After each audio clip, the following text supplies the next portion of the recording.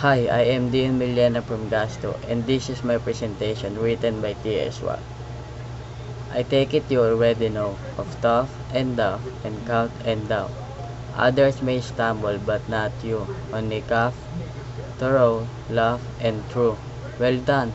And now you wish perhaps to learn and less familiar traps. Beware of herd, a dreadful word that looks like beard and sounds like bird.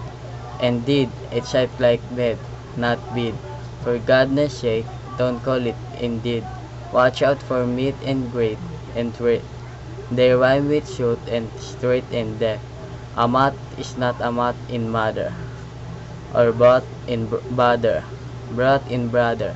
And there is not much further, and dear and fear, for beer and peer.